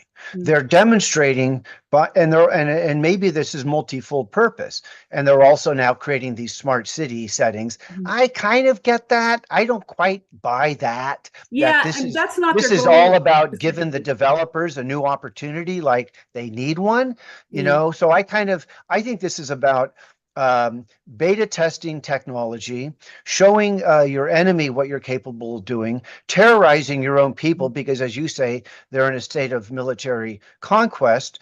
So how do we navigate that? I mean, Right. we are Bingo. fucking There you go. crazy to even, be talking this way, but here we are. Right. And right Yeah. now, the Chinese are getting this because they're going to turn all this into their own data points. But I don't give a damn. Frankly, they know Right. it. We know it. So Yeah, it doesn't. let's It's be their language. honest and frank and start applying. I mean, I think we need to take these pictures and go to our county officials and say, this is not a natural fire. Right. Yeah. And Right. Well. don't go in with maybe this, maybe that. I say go in and then say what you're representing is false. In other words, what that advertisement said on that national TV show about that being a wildfire, that's false. That's an absolute categorical false statement, because we know that it's false, because natural events don't show up with these signature fire events. So we're looking for language. We want to go to our representatives, and how do you move an elephant? You just lean in on it and just keep pressing. And so I'm done. But we should get around. There's Cayle and John have their hands up. I thank you for letting me. I just want to add, I think Jessica is on the fence, which is good, because if she can understand that our government, you cannot trust your government or media, whether it's left or right, you're on some right track. The thing is, with all these fires, let's say Paradise to Canada to Australia to Lahaina here, the anomalies, there are some similarities that can't be denied. And with first responders being completely honest that some of these were wildfires, we do understand we're dealing with psychopaths, not the first responders, but the ones that control their career. And a lot of people are losing their careers. They're getting canceled or even killed for speaking out. I just want to add to that. I think Jessica it's awesome to hear this point of view, because I see where she's coming from. And it's in that point of like maybe not denial, but you're trying to work it out and trying to figure it out. But it is that bad. We're dealing with tyrants. And you know, I put in there this with Chile and the similarities with Lahaina. It does go into the smart grid cities. They have Hitachi, and then you have Mizuho Bank from Japan. They are working on using islands to implement these smart grid cities. This isn't stuff I'm making up. This is all on record, and I'm just showing the similarities within that when I speak of smart grid cities, Charles. So, but with that said, I think it's good to have people like Jessica involved, you know, where they're, you know, challenging it a little bit, and then we get to discuss it instead of dividing, and, you know, we learn more together. So if you want, check out that link that I shared, Jessica, in the chat. It does show, it's by Eric West, and it does show a vehicle that sits way outside the burn zone that is completely melted pretty much. And there's no vegetation around it. There's no buildings. There's no, it's in dirt. It's in dirt and asphalt. So, but that's a good place to kind of start. And I know you're not questioning Lahaina, but with California and Paradise, you know, you have full buildings and vehicles and even commercial buildings burnt to a crisp and melted down, and then the trees around it are fine. So we're just questioning it because we don't believe in the official narrative of what the government and the media says. That's basically why we're all here. Very good. I know we want to hear from William. I'm not sure how we're doing on the timekeeping. If we want to go for the full 2 hours, we want to start wrapping things up. I know we want to hear from William. I see John. I know that your hands also in the queue. So I just want us to be cognizant about time. I think we're starting to wind the discussion down here. But John, if you had something, and then I want to go to William. Yeah, it's not too long. Jessica, rather glib Hawaii sovereignty question, probably not knowing that tens of thousands of people in Hawaii understand that the U.S. has no legal claim to Hawaii at all. It's fraudulent from 1893 onward, and people are aware of this, and this is something that can tie into this entire issue of who controls the land, who controls the people, or do the people govern themselves? I'm keenly aware of, and clearly just want to bring it up. Over. Next person. Go ahead. Great, thank you, John. And my apologies. I know that you prefer to go by Liam. I was just reading your name off there directly. Liam, let's hear from you. Fine. Thank you very much. So, right now I'm in the third day of wildland fire, forest fire training. I'm in the third day. Tomorrow we do the stress pack test. And I also worked on the Smith Complex fire last year.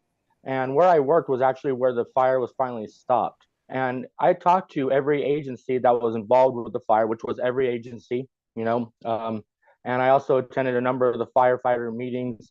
And I got a lot of background information because we have, where we live, of course, there's a lot of people who volunteered and became employees of the wildland firefighting companies. So one of the things that we were told was that the temperature in which these fires are occurring generally are just at a much greater temperature than firefighters have ever seen them, and it's not something that they can actually really account for. And they are very much involved in the whole scientific approach to fighting fires, but they, you know, some of the inside baseball is that these are fires they've never had to fight before because they are behaving in manners that they've never observed before. There's even phenomena occurring that is unprecedented, including like the way these trees are melting down. They're not just like, if the fire's hot enough, if the wind, if there's a north cold wind blowing in, all these things can be taken into consideration to just create a incredible inferno. But the way in which these trees are behaving, there's trees that are melting before the fires are even, really getting to them. So they're crowning something as they're going down the center, and then they're oozing out who knows what for days at a time before the fire reaches them at sometimes. But there's also other things that play, like this whole military buildup between BRICS and NATO. They're not really, if we take the mainstream narrative, it's something we should be very much paying attention to. But CAP is very much not partisan. And what I'm looking at is just simple reality. When I'm seeing what could be considered a way to prepare for a greater conflict, because you're having task force of military, firefighting battalions coming up all over the country. The federal government is funding this greatly. Like, they're funding this in more so than they're overfunding it so that they can maintain this quota. But at the same time, they're also clearing a lot of forests. They're clearing land where at some point, if necessary, they can generate better satellite thermal imagery so that they can see who's moving where.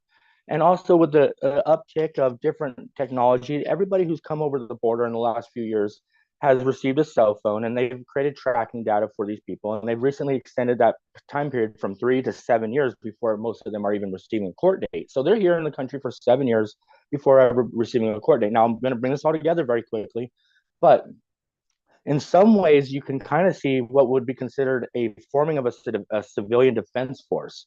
And then we have 8 or 10 million other people suddenly coming into the country who would also make wonderful filler in the event that there was a war. And I use the word filler.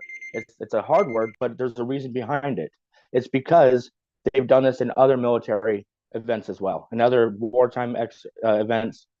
This is the same type of things that they've always utilized. So preparing these, tens of thousands of young men for what would be almost like a military, life. They're living in the field 2 weeks at a time, engaging completely in the firefighting environment, seeing the way that the environment is changing as far as like the scarring and the clear cutting in the forests of Oregon, particularly. It does all kind of give you reason to consider that there may be actually something much greater at play. And when they give us the timelines they do, if you play this out, if you watch how this all could potentially play out, it gives us reason to consider that maybe what they're doing is preparing for something happening here in America that's, again, going to be fairly unprecedented, because we've always been the general superpower.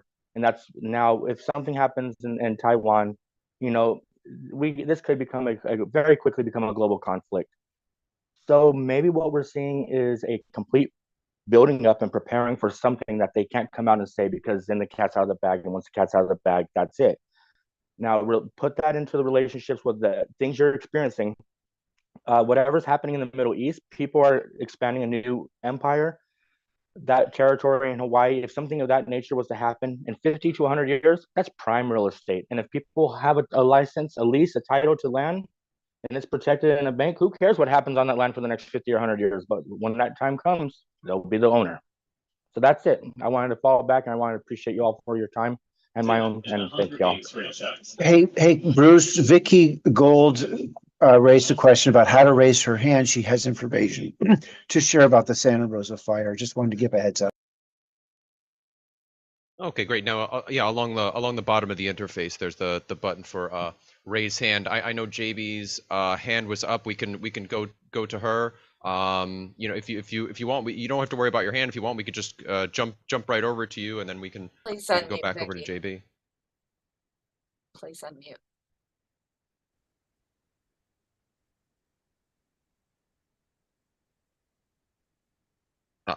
Meantime, I guess so we don't have a break. We can just jump over to you when you're ready. We can go to you after JB. We just need you to unmute. JB, did you want to throw your question in there? And then again, we're trying to keep our responses about 2 to 3 minutes. And if you hear the buzzer, just go ahead and so start wrapping your points up. So go ahead, JB.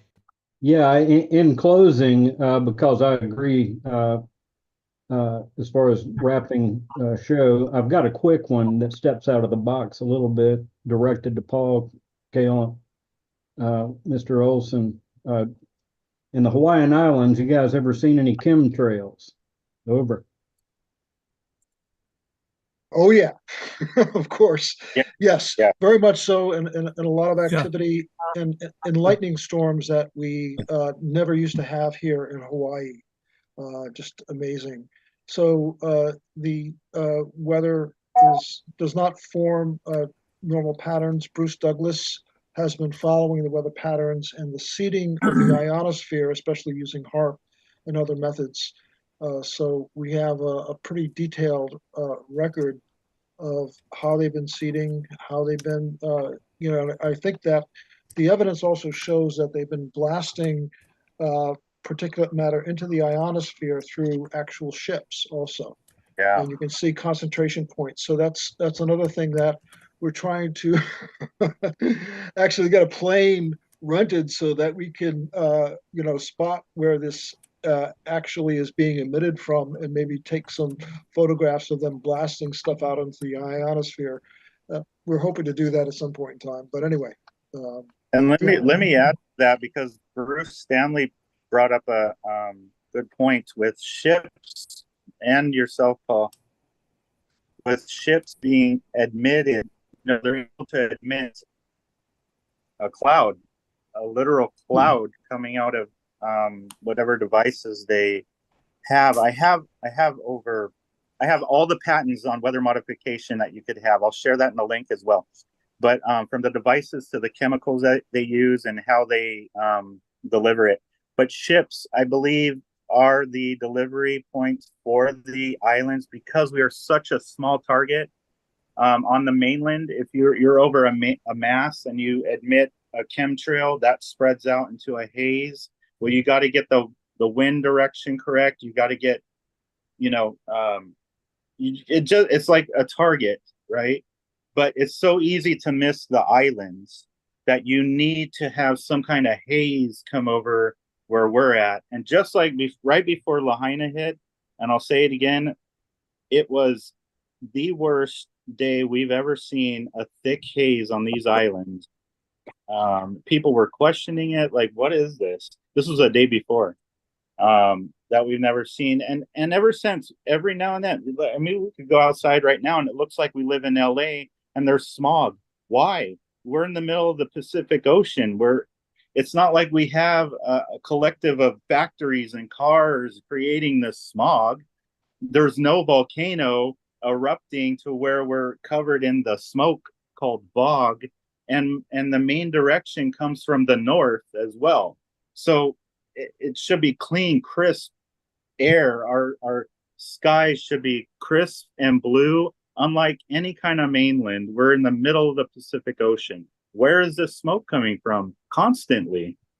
It's daily now. It's ridiculous. So we don't per se see chemtrails and lines in the sky like on the mainland. It's more of a haze that we're dealing with.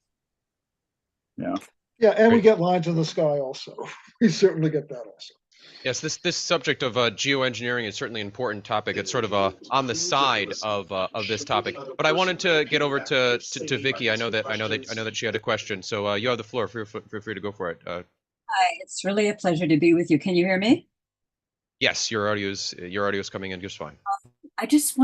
I'm basically responding to the comments about the firemen and whether they would tell you if there was an anomaly.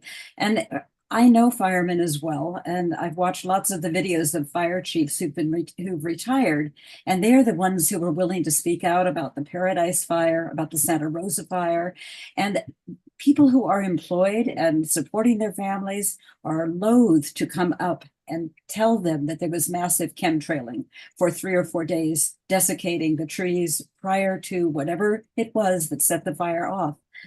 Not even going into DEWs and not going into lasers, which I do believe they use. We know they use them sometimes. They're very proud of their technologies.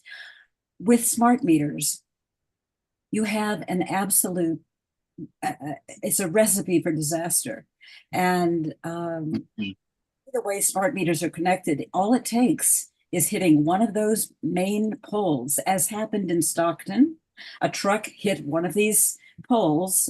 5,000 homes had their smart meters burned. That was on the news. It's happened in many areas, and then they take it down right away. But the problem is in places like Santa Rosa, I happen to know about that one because I'm an organizer against smart meters here in Mount Shasta. And I know that after I presented the information that was available from a master's electrical engineer who pointed out that many of these fires are electrical fires. Regardless of the cause, they're not forest fires. And our city manager and our fire chief both opted out of their smart meters. I was very pleased with that. 1,000 people, 1,500 people opted out. And it's not just the privacy factor and health issues, it's the fire risk. So I know the woman who was doing work that I was doing in Santa Rosa organized the whole community to opt out, or to have the opt-out available in Santa Rosa. Her house was on a cul-de-sac. The only home that didn't burn and turn to white ash was her home because she had an analog meter absolutely chained with massive chains. After the fire, PG&E, she left. She had to go to her second home in Arizona. She came back 3 weeks later and she found out that PG&E went in and replaced her analog meter with a smart meter. And she had opted out and she had this double chain. Her son, the attorney, called them and said, "Get my mother's smart meter out. I want her analog back now." Well, the problem is that was fairly good evidence to me that her house was the only one that survived unscathed on that block. And of course, my friend Bill Bathgate, who's analyzed these smart meters because they don't have a safety feature that's very important, he also looked at all of the photographs and said, "These are electrical fires. There's no question about it." We've presented his testimony. He's presented his testimony to various organizations around. The problem is, and this is an insurance issue, when people find out that they think there could be third-party responsibility, like PG&E, it often takes 10 or 15 years to go through court. So they would rather just use their insurance, get their money. If they can't afford to rebuild their house, fine. But the problem is that there were attorneys know about this. Many, many Bay Area attorneys who have files like this about the smart meter aspect, but their clients don't want to pursue that because they don't know how long it'll take. So I'm also in close contact with an insurance rep who's been in the field for 25 years. He knows there are smart meter fires.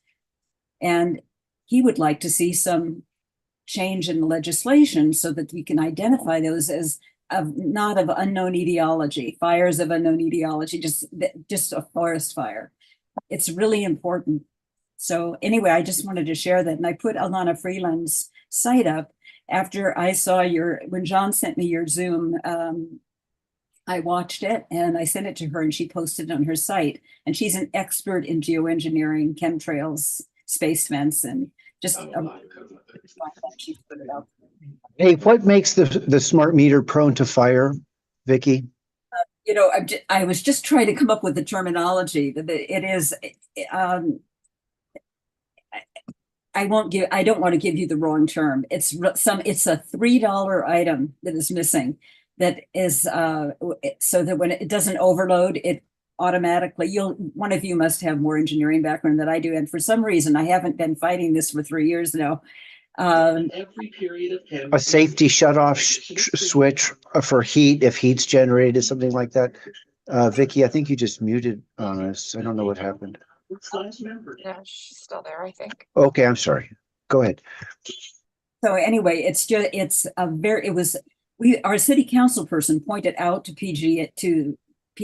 Pacific Power, this is a $3 device, a $3 little piece of material that you could have added. Nope, we've already decided to go forward with it because we've already purchased them. And they would not allow analogs here in Northern California.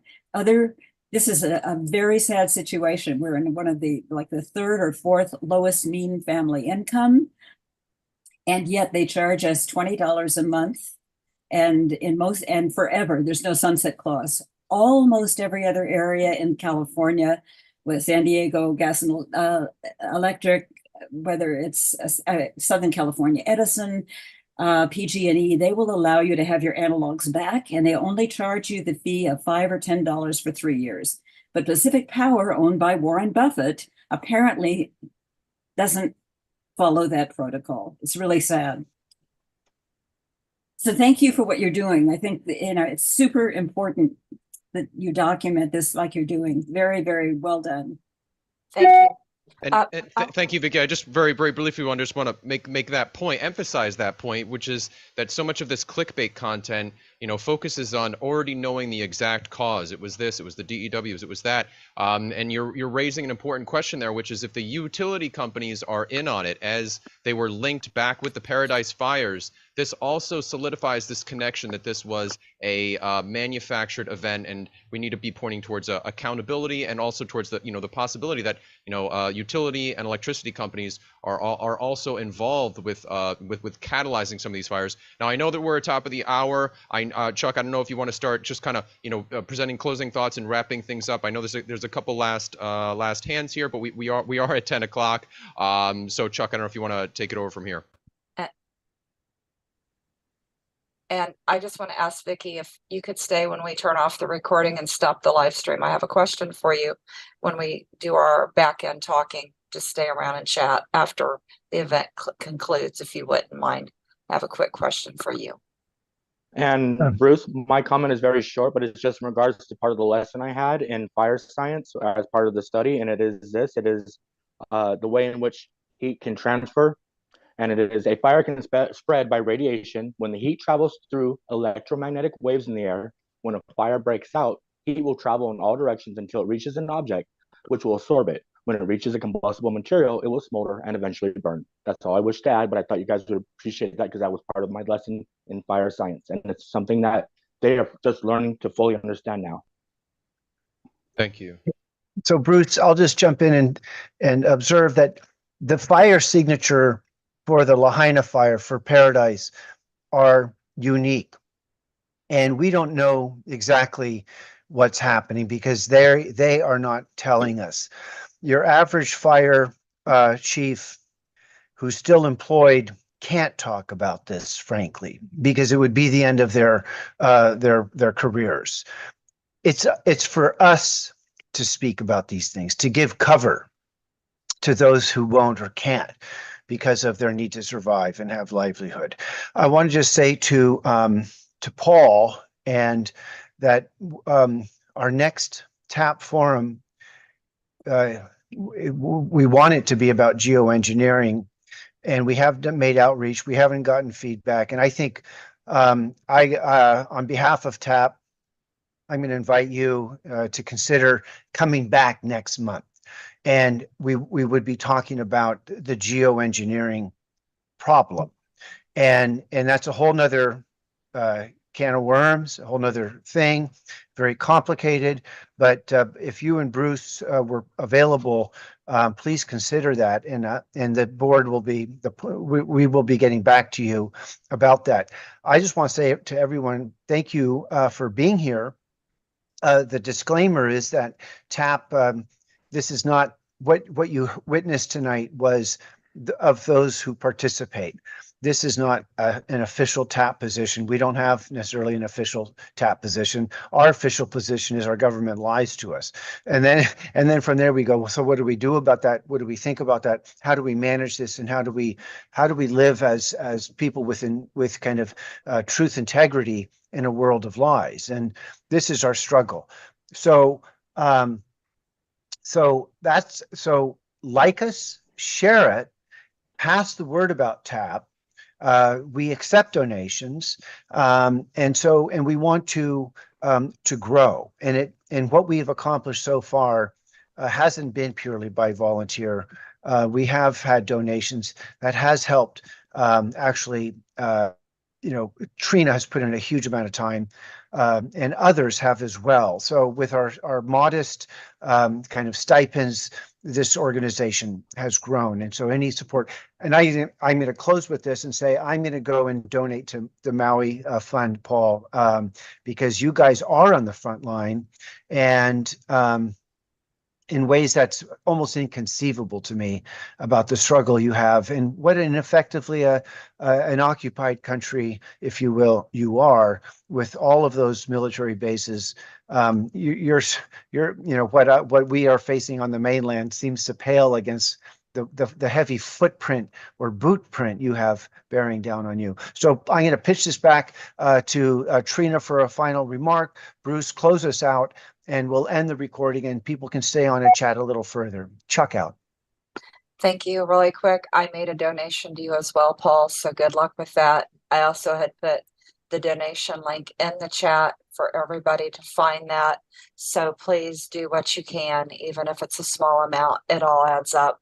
Thank you very much, Bruce. If you'll close this out, I'll stop the recording after your close and the live stream, and then we can all hang around and chat if everyone would like, or whoever would like to stay is invited to.